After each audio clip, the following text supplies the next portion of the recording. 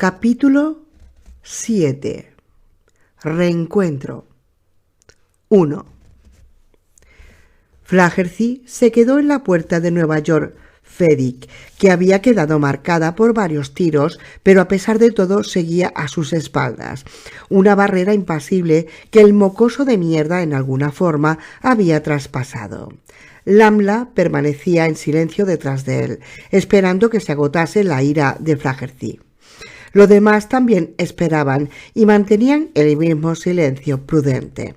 Al final, los soplidos que Flaherty había estado lanzando hacia la puerta empezaron a disminuir.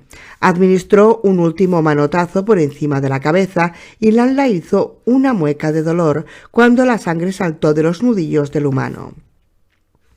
«¿Qué?», preguntó Flaherty al ver su mueca. «¿Qué? ¿Tienes algo que decir?». A Lamla le daban igual los círculos blancos alrededor de los ojos de Flaherty y las rojeces de las mejillas de Flaherty, ni mucho menos por la forma en que Flaherty había llevado la mano a la culata de la automática Glock que llevaba colgando bajo la axila. «No», respondió. «No, Saí». «Adelante, di lo que piensas, si te place», insistió Flaherty. Intentó sonreír y le salió una espantosa mueca en vez de eso, la sonrisa lasciva de un loco. En el silencio, con apenas un susurro, los demás se retiraron. «Otros tendrán mucho que decir. ¿Por qué no empiezas tú, compañero?». «Se me ha escapado. Sé el primero en quejarte. Feo hijo de puta». «Estoy muerto», pensó Lamla. Tras una vida al servicio del rey, una expresión desafortunada en presencia de un hombre que necesita un chivo expiatorio, y estoy muerto. Echó un vistazo a su alrededor para asegurarse de que ninguno de los demás iba a tomar cartas en el asunto por él, y entonces dijo: «Flaherty, si te he ofendido de alguna forma te pido...». «Pues claro que me has ofendido», le soltó Flaherty, con su acento de Boston marcándose cada vez más. «Estoy seguro de que pagaré por lo ocurrido hoy, y que lo digas, pero me parece que tú pagarás antes». Se oyó una especie de jadeo en el aire que los rodeaba, como si el pasillo hubiera respirado hondamente. Tanto a Flaherty como a Lamla se les puso el pelo de punta. La partida de ampones y vampiros de Flaherty empezó a dar la vuelta. De pronto uno de ellos, un vampiro llamado Albrecht, gritó y salió disparado corriendo, lo que permitió a Flaherty ver a dos de los visitantes. Hombres cubiertos con gotas de lluvia todavía frescas y oscureciendo sus tejanos, botas y camisas. Tenían la artilla con polvo del camino a sus pies y los revólveres colgaban de sus caderas. Flaherty vio las culatas de sándalo un instante antes de que el más joven se acercase, como un bólido, y entendió de inmediato por qué Albrecht habría corrido. Solo había una clase de hombre que llevara pistolas con ese aspecto. El joven disparó una vez. El pelo rubio de Albrecht salió como si una mano invisible se lo hubiera apartado y luego se cayó hacia adelante y desapareció dentro de la ropa al tiempo que lo hacía. «Salve, siervos del rey», dijo el mayor. Habló con un tono de conversación total. Flaherty, con las manos todavía sangrando por su extravagante aporramiento a la puerta por la que el mocoso había desaparecido, parecía no entender qué quería decir. Era del que le habían advertido. Sin duda era Roland de Gilead, pero ¿cómo había llegado hasta allí y sin que los hubieran visto? ¿Cómo? Los fríos ojos azules de Roland los estudiaron con detenimiento. ¿Quién en esta penosa horda goza llamarme Dean? ¿Nos honrará dicho ser dando un paso al frente o no? ¿No? Sus ojos los estudiaron. Alejó la mano izquierda de las profundidades de la pistola y se la llevó a la comisura de la boca, donde había florecido una leve sonrisa sarcástica. ¿No? ¡Qué lástima! En realidad no sois más que un cobarde. Lo siento, habéis matado a un sacerdote y perseguido a un muchacho, pero no os alzáis para haceros responsable de los trabajos que habéis cumplido en el día de hoy. Sois un cobarde y un hijo de... Flaherty dio un paso al frente con la mano derecha sangrando, aferrada a la culata de la pistola que llevaba colgada bajo la axila derecha en el agarradero. «Ese soy yo, Roland Steven. Sabes cómo me llamo, ¿verdad? Sea, conozco tu nombre y tu rostro por tu boca. Es la misma boca que la de tu madre, que se la chupaba a John Farson con regocijo hasta que a él le brotaba la leche». Flaherty avanzaba mientras hablaba, un truco de las emboscadas que sin duda había practicado antes y utilizado lo que estaba a su favor.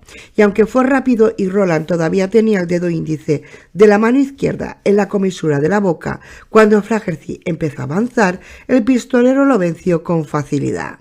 La primera bala pasó a través de los labios del principal devastador de Jake y le explotó los dientes de la mandíbula superior, convirtiéndolos en fragmentos de hueso que Flaherty se tragó con el hálito de la muerte.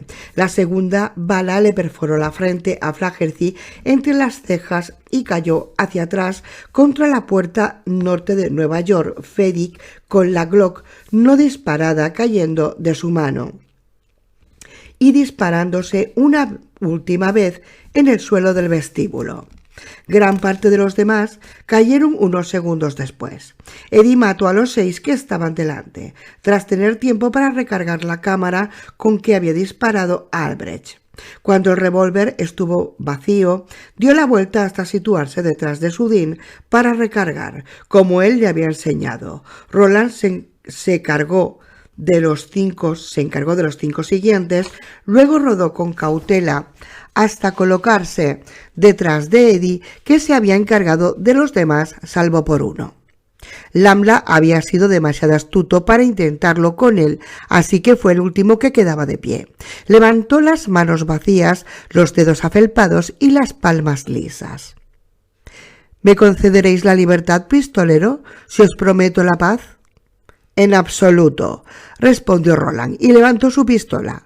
Maldito seas, entonces, maniático K, dijo el Taín, y Roland de Gilead le disparó desde donde estaba.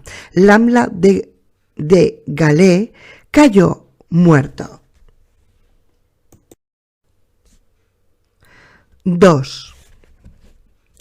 La partida de Flaherty yacía apilada delante de la puerta, como un montón de leños para el fuego.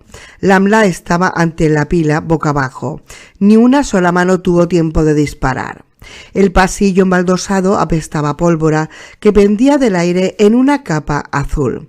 Entonces saltaron los purificadores y las paredes resoplaron ligeramente. Los pistoleros sintieron primero que el aire se ponía en marcha y luego que les hacía efecto de ventosa en la cara. Eddie recargó la pistola. Esta vez era suya. Eso le había dicho, y la volvió a poner en su cartuchera. A continuación se dirigió hacia los muertos y apartó a 4 de ellos, con despreocupación, para poder llegar hasta la puerta. «Susana, Sius, ¿estás ahí?» ¿Acaso cualquiera de nosotros, salvo en sus sueños de verdad, esperaba reencontrarse con sus amores más verdaderos, incluso cuando nos han dejado por solo unos minutos y en las misiones más mundanas? No, para nada. Cada vez que desaparecen de nuestra vista, en lo más hondo de nuestro corazón, es como si se tuvieran muertos. Tras haber recibido tanto, razonamos. ¿Cómo podemos esperar no caer tan bajo como Lucifer por la sorprendente suposición de nuestro amor? La cabeza de Eddie, que había parecido perfectamente normal solo unos segundos antes, de repente fue demasiado pesada para sostenerse. La apoyó contra la puerta. Los ojos también le pesaban, así que los cerró. El peso debía de ser por las lágrimas, porque de repente estaba nadando en ellas. Las sentía caer por sus mejillas, cálidas como la sangre. También sintió la mano de Roland que le tocaba la espalda. «Susana», dijo Eddie. Seguía con los ojos cerrados y los dedos desplegados sobre la puerta.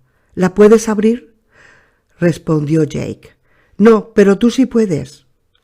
«¿Qué palabra?», preguntó Roland. Había estado mirando tanto la puerta como a sus espaldas, como si tuviera la esperanza de que llegaran refuerzos de sus enemigos, porque le hervía la sangre, pero el pasillo embaldosado estaba vacío. «¿Qué palabra, Jake?». Se produjo una pausa, breve, aunque a Eddie le pareció demasiado larga, y luego ambos hablaron a la vez. «Chassit», dijeron. Eddie no estaba seguro de poder decirlo, sentía la garganta ahogada por el llanto.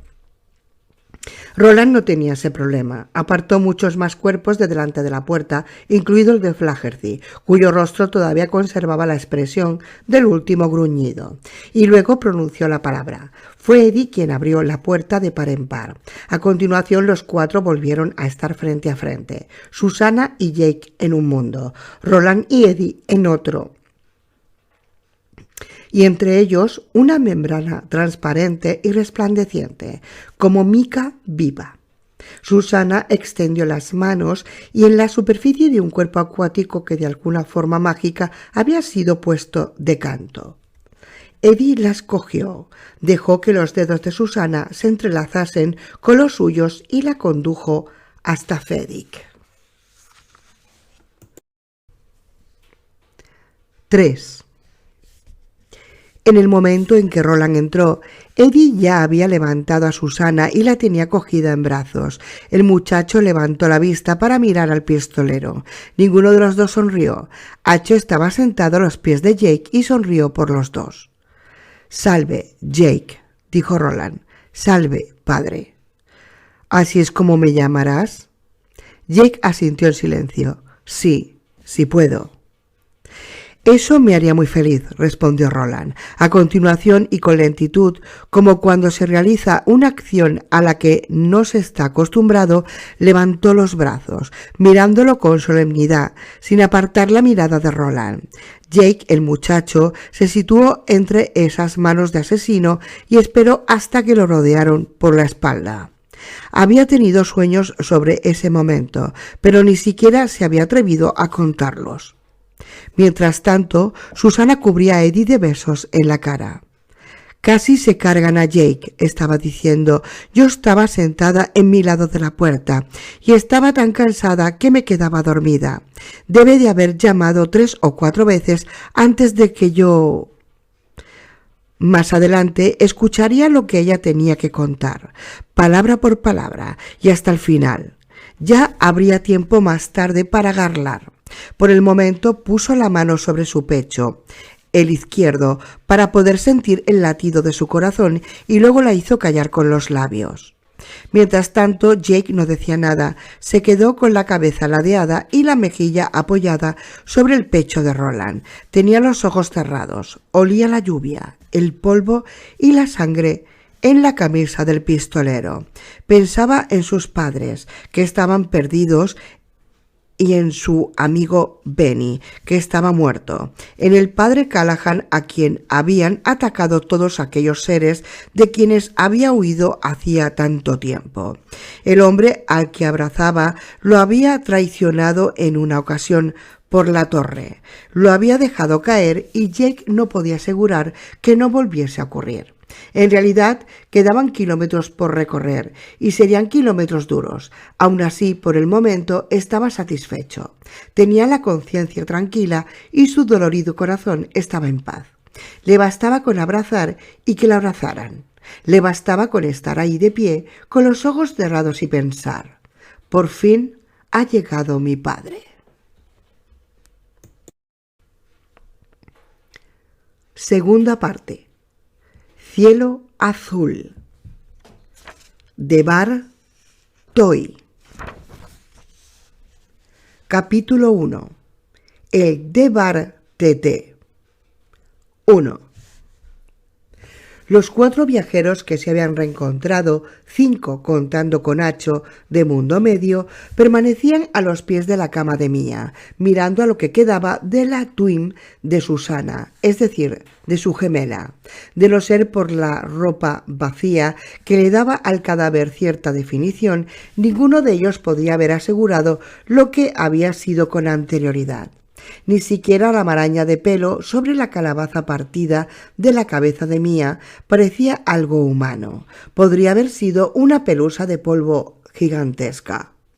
Roland bajó la vista para contemplar los rasgos desvanecidos, pensando en lo poco que quedaba de una mujer cuya obsesión, el chaval, siempre el chaval, había estado tan cerca de echar por tierra toda su misión.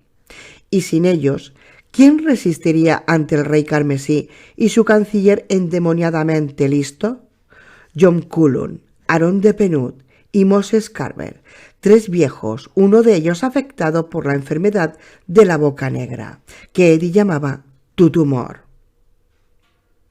Has hecho tanto, pensó Roland, mirando cautivo el rostro polvoriento que se esfumaba.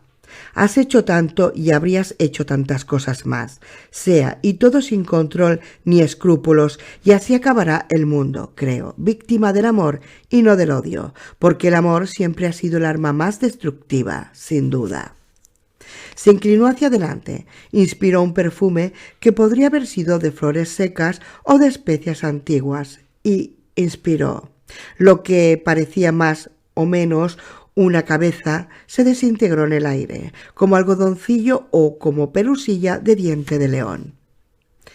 Ella no quería hacer daño al universo, dijo Susana, con la voz temblorosa. Lo único que quería era disfrutar del privilegio del que goza cualquier mujer, tener un bebé, alguien a quien amar y criar. Sea, accedió Roland. Dices verdad. ¿Qué es lo que le ha hecho acabar tan mal? Eddie añadió, algunas veces creo que a todos nosotros nos iría mejor si la gente con buenas intenciones se limitase a desaparecer con sigilo y morir. Ese sería nuestro fin. Grand Ed, señaló Jake. Todos pensaron en ello, y Eddie se preguntó a cuántas personas habrían matado ya con su entrometimiento bien intencionado. Los malos le daban igual, pero había otras personas. El amor perdido de Roland, Susan, no era más que una de ellas. A continuación, Roland se apartó de los polvorientos restos del cadáver de Mia y se acercó a Susana, quien estaba sentada en una de las camas cercanas con las manos reposadas sobre los muslos. Cuéntame todo lo acontecido desde que te dejamos en el camino del este, después de la batalla, dijo. Tenemos que... Roland, nunca he tenido la intención de dejaros. Era mía. Ella tomó el control. Si no hubiera tenido un sitio a donde ir, un Dogan, ella podría haber tomado el control por completo. Roland asintió en silencio para demostrar que lo entendía. De todas formas, cuéntame cómo llegaste a este de Bar-Tete. Y Jake, me gustaría que tú me contaras lo mismo. De Bar-Tete, repitió Eddie. La expresión le sonaba ligeramente. ¿Tenía algo que ver con Chevin de Chavein, el mutante lento al que Roland había librado de su desgracia en Lovell? Eso creía. ¿Qué es eso? Roland hizo un gesto con la mano, con el que recorrió la habitación llena de camas. Sobre todas ellas había un artilugio con aspecto de casco y un cable de acero fragmentado. Eran las camas donde solo los dioses sabían cuántos niños de los Kalas habían yacido y habían sido arruinados. Quiere decir pequeña prisión o cámara de tortura. A mí no me parece tan pequeña, dijo Jake. No sabía cuántas camas debía de haber, pero supuso que serían 300. 300 como mínimo. Puede que lleguemos a una sala más grande cuando hayamos terminado. Cuenta tu historia, Susana, y tú también, Jake. ¿A dónde iremos después?, preguntó Eddie. Tal vez lo sepas gracias a tu historia, respondió Roland. 2. Roland y Eddie escucharon con silenciosa fascinación mientras Susana y Jake relataron por turnos sus aventuras. Roland hizo callar a Susana por primera vez cuando estaba contando lo de Mathiesen van Wyk, quien le había dado su dinero y le había reservado una habitación de hotel. El pistolero le preguntó a Eddie sobre la tortuga que había en el forro de la bolsa. No sabía que era una tortuga, creí que sería una piedra. Si vuelves a contar esa parte, escucharé, dijo Roland. Así que pensando con cautela, intentando recordar todo, pues tenía la sensación de que hubiera sucedido hacía mucho tiempo, Eddie contó que el padre Callahan y él habían ascendido hasta la cueva de la puerta y habían abierto la caja de fustánima con la 13 negra en el interior. Habían esperado a que la 13 negra abriera la puerta y así había ocurrido, pero antes... Pusimos la caja en la bolsa, dijo Eddie, la que decía medio mundo juega en estas pistas, en Nueva York, y mundo medio juega en estas pistas en el lado de Cala Bryn Sturgis. ¿Recordáis? Todos lo recordaban. Y noté algo en el forro de la bolsa. Se lo dije a Callahan, y él dijo... Eddie lo meditó. Dijo... No es momento de investigarlo, o algo parecido. Yo estuve de acuerdo. Recuerdo haber pensado que ya teníamos suficientes misterios entre manos. Dejaríamos ese para otro día. Roland, por el amor de Dios, ¿tú quién crees que podría eso en la bolsa? En realidad, ¿quién dejó la bolsa en el solar vacío?, preguntó Susana. ¿O la llave?, añadió Jake con voz de pito. Encontré la llave de la casa de Dutch Hill en ese mismo solar. ¿Qué es la rosa? ¿Es que en cierta forma la rosa, no sé, los creó?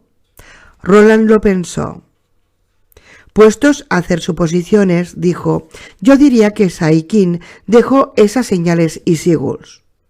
El escritor, comentó Eddie. Sopesó la idea y luego asintió en silencio y con parsimonia. Además, apenas recordaba el concepto aprendido en el instituto, el dios de la máquina, lo llamaban. También había un cultismo latino que quería decir lo mismo, pero de eso sí que no se acordaba. Seguramente había estado escribiendo el nombre de Mary Lou Kenopensky en su pupitre mientras los demás niños se aplicaban tomando apuntes.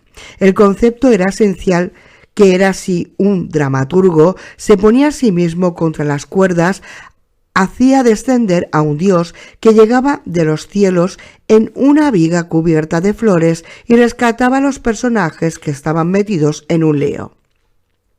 Sin duda era un recurso que encantaba a los aficionados al teatro más religioso, quienes creían que Dios, no la versión de efectos especiales que descendía desde alguna plataforma superior que el público no podía ver, sino el que estaba en el cielo, de verdad salvaba a las personas que se lo merecían. Esas ideas habían quedado obsoletas en la época moderna, aunque Eddie creía que los novelistas más populares o el tipo de escritor en que se estaba convirtiendo Saikin todavía utilizaba esa técnica, solo que lo disimulaba mejor. Pequeñas tramas para la huida, tarjetas que decían «te libras de ir a la cárcel» o «escapas de los piratas» o «una tormenta alucinante corta la luz, se retrasa la ejecución». El dios de la máquina, que en realidad era el escritor, trabajaba con paciencia para mantener a los personajes a salvo y para que, de esta forma, su historia no acabase con una frase injustificada como «y de esta forma, el Catet fue devastado en Jericho Hill, y los malos gobernaron discordia». Lo siento, mejor suerte para la próxima vez. ¿Qué próxima vez? Fin.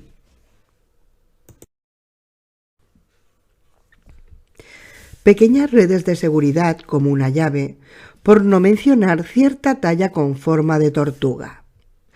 Si escribió esas cosas en su historia, dijo Eddie, fue mucho después de que nosotros lo viéramos en 1977. Sea, afirmó Roland. Y no creo que nos inventara, continuó Eddie. En realidad no es más que un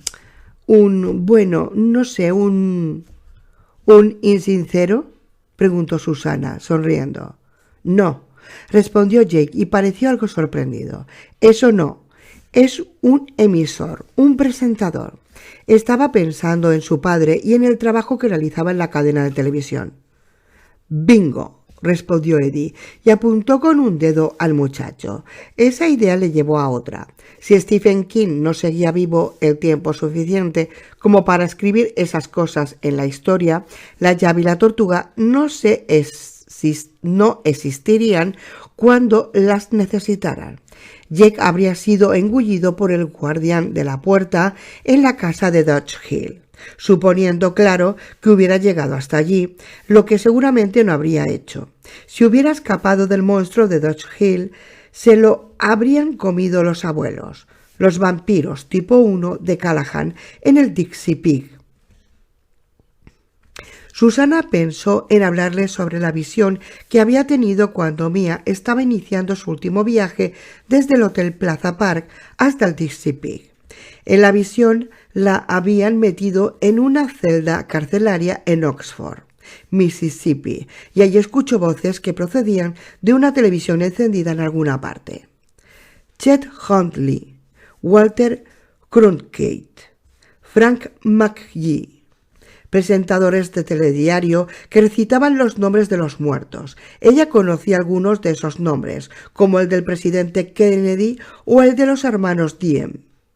Otros, como el de Chris McAuliffe, no los conocía. Uno de los nombres había sido el de Stephen King. Estaba bastante segura de ello. El compañero de Chet Huntley.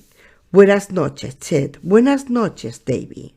Diciendo que Stephen King había sido atropellado y que había muerto a causa de un accidente con un monovolumen mientras daba un paseo cerca de su casa. King tenía 52 años, según Brinkley. Si Susana les hubiera contado eso, podrían haber cambiado muchas cosas, o podrían no haber ocurrido jamás. Estaba abriendo la boca para introducirlo en la conversación, como una esquirla que cae por una ladera, que golpea una piedra que golpea contra una piedra más grande, que luego golpea otras dos y se inicia una avalancha. Cuando se oyó el ruido de una puerta que se abría a los pasos de alguien que se aproximaba. Todos se volvieron. Jake cogió un riza. Los demás cogieron sus pistolas. «Tranquilos, amigos», murmuró Susana. «No pasa nada, conozco a este tipo». Y entonces les dijo a EDDNK 459232 doméstico. «No esperaba volver a verte en tan poco tiempo. De hecho, no esperaba volver a verte nunca. ¿Qué pasa, Nigel, viejo amigo?» En esa ocasión se omitió algo que podría haber sido dicho y el douche ex machine que podría haber descendido o rescatar al escritor que tenía una cita con un monovolumen Dodge un día de finales de primavera, en el año 1999, se quedó donde estaba, muy por encima de los matorrales que interpretaban sus papeles allá abajo. 3. Lo bueno de los robots, según opinaba Susana, era que la mayoría de ellos no eran rencorosos. Nigel le dijo que nadie había sido capaz de arreglar su equipamiento visual, aunque podía hacerlo él mismo, dijo, pues tenía acceso a los componentes, discos y tutoriales de reparación adecuados, así que había vuelto hasta donde estaban, guiándose por los infrarrojos, para reconocer los restos de la incubadora despedazada y totalmente innecesaria, y que le agradeció el interés a Susana y se presentó a sus amigos. «Encantado de conocerte, Nigel», dijo Eddie, «pero querrás empezar con esas reparaciones, me consta, así que no te entretendremos». La voz de Eddie Era agradable y volvió a ponerse la pistola en la cartuchera, aunque dejó la mano en la culata. En realidad, le espeluznaba un poco el parecido de Nigel con cierto robot mensajero de la ciudad de Calabrin Sturgis. Ese sí que era rencoroso. «No, quédate», dijo Roland. «Podríamos tener un par de tareas para ti, pero de momento preferiría que te quedaras callado. Apágate, si a bien tienes, y aunque no tengas a bien», quería decir con su tono. «Sin duda, Sai», Nigel respondió con su remilgado acento de dandy. «Puede reactivarme con las palabras Nigel, te necesito». «Muy bien», respondió Roland. Nigel cruzó sus brazos escuálidos, aunque sin duda poderosos, de acero cromo, sobre el pecho y se quedó quieto. «Ha vuelto para recoger los cristales rotos», comentó Eddie, maravillado. «A lo mejor la Ted Corporation podría venderlo. Todas las amas de casa de Estados Unidos querrían tener uno. Uno para el hogar y otro para el jardín». «Cuanto menos nos metamos con la ciencia, mejor», dijo Susana, de forma misteriosa. Pese a la breve siesta que se había echado mientras estaba apoyada contra la puerta entre Fedic y Nueva York, parecía demacrada, exhausta casi hasta la muerte. «Mirad dónde ha llegado este mundo». Roland asintió en silencio a Jake, quien contó sus aventuras y las de Callahan en Nueva York de 1999, empezando con el taxi que había estado a punto de atropellar a Acho y terminado por el ataque de los dos hombres a los zampones y los vampiros en el salón del Dixie Pig. No se abstuvo de contar que se habían deshecho de la 13 negra y que la habían dejado en una consigna almacenado en el World Trade Center, donde estaría a buen recaudo hasta principios de junio de 2002, y que habían encontrado una tortuga que Susana había tirado como un mensaje en una botella en la alcantarilla que estaba a la salida del Dixie Pig. «¡Qué valiente!», dijo Susana, y despeinó a Jake. Luego se agachó para acariciarle la cabeza a Acho. El Brambo estiró su alargado cuello para intensificar la caricia. Achinó los ojillos y apareció una sonrisa de oreja a oreja en su cara de zorrillo. «Pero qué valiente, puñeta. Os decimos gracias, Sai Jake». «Gracias, Ake», repitió Acho. «Si no llega a ser por la tortuga, nos habrían pillado a los dos. En realidad, el padre, Jake se secó una lágrima con el pulpejo de la mano y miró a Roland. «Utilizaste su voz para transmitir. Te escuché». «Tuve que hacerlo», admitió el pistolero. «Era nada más y nada menos lo que él quería». Jake dijo: «Los vampiros no lo cogieron. Utilizó mi Ruger antes de que pudieran chuparle la sangre y transformarlo en uno de ellos. De todas formas, no creo que lo hayan hecho. Debe de haberlo descuartizado y habérselo comido. Estaban locos». Roland asentía con la cabeza. Lo último que retransmitió, creo que lo que dijo en voz alta, aunque no estoy seguro, fue... Jake se lo pensó. En ese momento lloraba con toda libertad. Dijo: «Que encuentres la torre, Roland, y que penetres en ella, y que subas hasta lo más alto». Luego Jake soltó un resoplido con los labios juntos.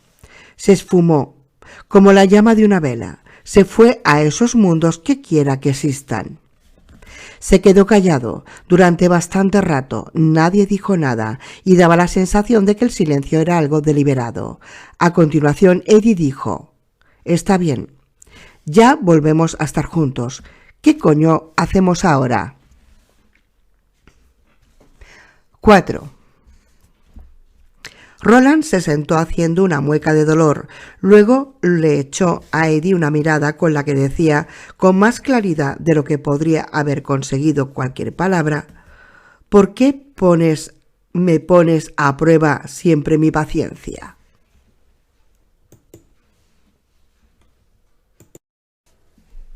«Está bien», dijo Eddie. «Es la costumbre. Deja de mirarme así». «¿Qué es la costumbre, Eddie?»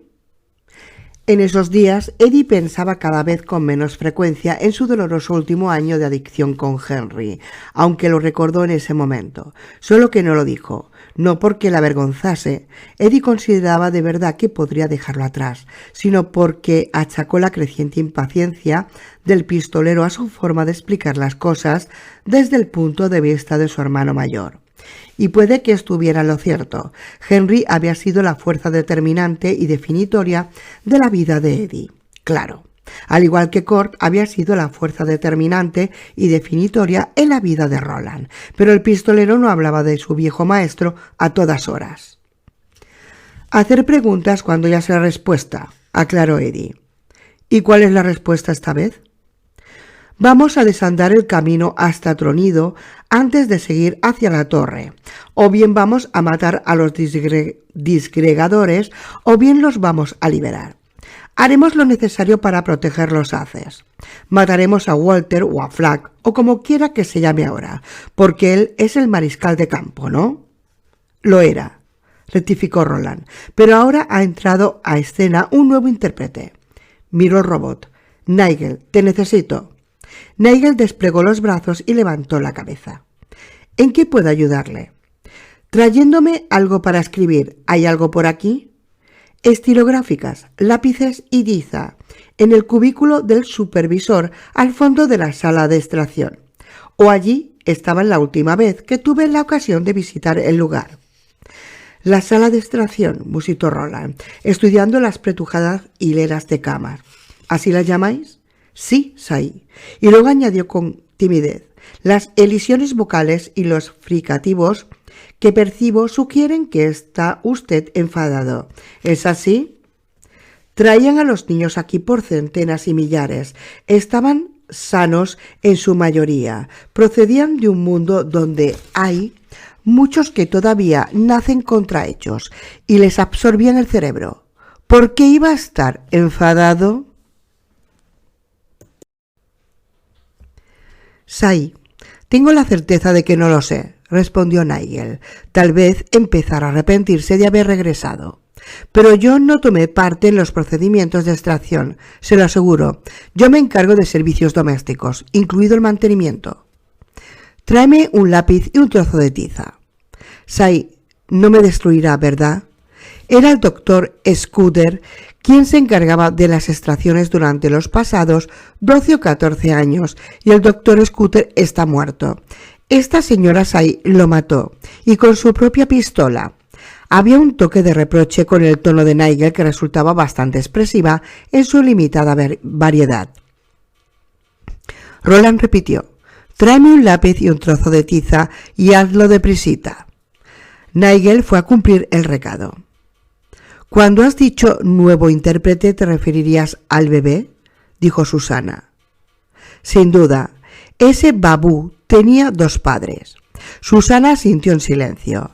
Estaba pensando en lo que le contó Mia durante su visita al Eson Tránsito a la ciudad abandonada de Fedig. Abandonada, salvo por Saire, Scooter y los lobos que merodeaban por el lugar. Dos mujeres, una blanca y otra negra, una embarazada y otra no, sentadas en unas sillas a la salida del salón Gin Puppy. Allí Mia le contó muchas cosas a la mujer de Eddie Dean, más de las que cualquiera de ellos quería saber, quizá. Allí es donde ellos me cambiaron, le había dicho Mia. Con ese ellos supuestamente se refería a Scooter y a los demás médicos del equipo. Además de magos, un pueblo como los de los Mani, salvo que se habían pasado al otro bando. Era posible. ¿Quién podría saberlo? En la sala de extracción la convirtieron en mortal.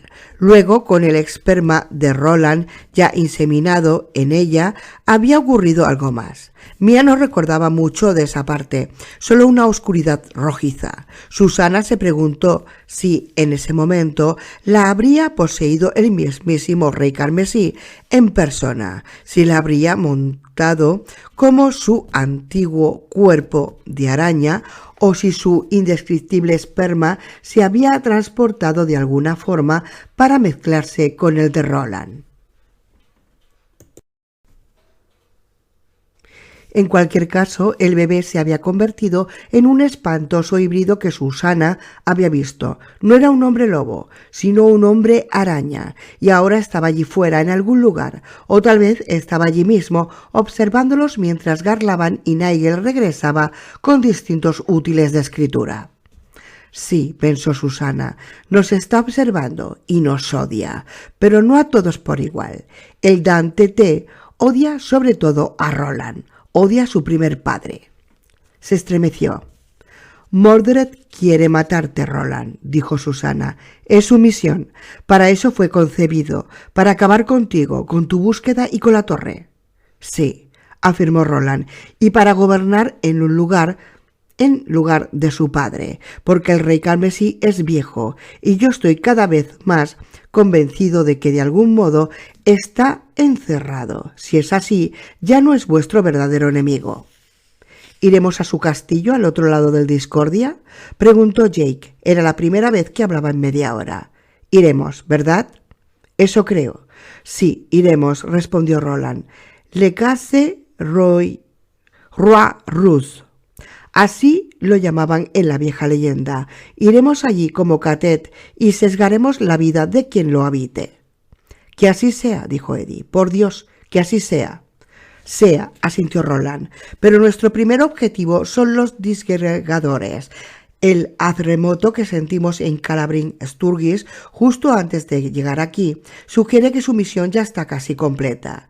Y aunque no lo esté, acabar con lo que estén haciendo es nuestro objetivo, dijo Eddie. Roland asintió en silencio. Parecía más cansado que nunca. Sea, admitió el pistolero. Matarlos o liberarlos, una cosa u otra. Debemos acabar su misión con los dos haces que quedan. Y debemos acabar con el Dante T, el que parte del rey carmesí y de Mies. 5. Nigel acabó resultando bastante útil, aunque no solo para Roland y su Catet. Para empezar, trajo 2 lápices, 2 estilográficas. Una de ellas era una maravillosa antigüedad que no habría desentonado en manos de un copista de Dickens, y 3 pedazos de tiza, uno de ellos con un mango plateado que le daban aspecto de barra de carmín. Roland escogió ese y le dio a Jake otro pedazo. No sé escribir las palabras que tú entiendes con facilidad, dijo el pistolero, pero nuestros números son iguales, o bastante parecidos. Escribe lo que digo en un margen, Jake, y escríbelo con claridad. Jake cumplió lo ordenado. El resultado fue austero, aunque suficientemente comprensible. Era un mapa con una leyenda.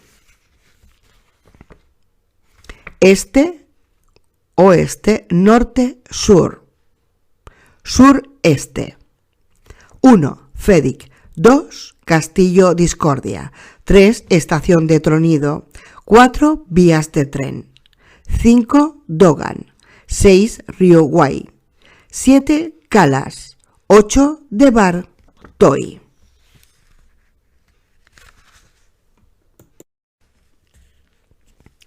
Fedic, dijo Roland señalando al número 1, y luego trazó una corta línea de tiza hasta el 2. Y aquí está el castillo Discordia con las puertas de debajo. Por lo que sabemos es un importante laberinto de puertas. Habrá un pasaje que nos llevará de aquí hasta aquí, por debajo del castillo. Bien, Susana, cuenta otra vez cómo van los lobos hasta allí y qué hacen. Le pasó la tiza con el mango. Ella la cogió y se dio cuenta con cierta admiración de que se había afilado por el uso. Era un truco sencillo, aunque genial. Pasan por una puerta de una sola dirección que nos lleva hasta aquí, dijo, trazando una línea del 2 al 3, que Jake había llamado estación de Tronido. Seguro que reconoceremos esa puerta cuando la veamos, porque debe de ser ancha, salvo que pasen en fila india. Puede que lo hagan, dijo Eddie. A menos que me equivoque, se quedarán bastante atascados con lo que les ha dejado el pueblo antiguo. No te equivocas, afirmó Roland. Continúa, Susana. No estaba en cuclillas, sino sentado con la pierna derecha estirada por completo. Eddie se preguntó cuánto le dolería la cadera y si llevaría aceite de gato de Rosalita en su recién recuperado bolsón. Lo dudaba. Susana dijo: los lobos salen de Tronido siguiendo las vías del tren, al menos hasta que abandonan las sombras, o la oscuridad, o lo que sea eso. ¿Lo sabes, Roland? No, pero pronto lo sabremos. Hizo su impaciente gesto de girar la mano izquierda. Cruzan el río hasta los Calas y se llevan a los niños. Cuando regresan a la estación de Tronido, deben de cargar los caballos y a sus prisioneros en un tren y volver a Fedig por ese camino, porque la puerta no sirve. Sea, creo que así es como ocurre, accedió Roland. Por el momento evitan el paso por el de Bartois, la prisión que marcamos con un 8. Susana dijo: Scooter y sus médicos nazis solían poner esas cosas con capucha en esas camas para extraer algo a los niños.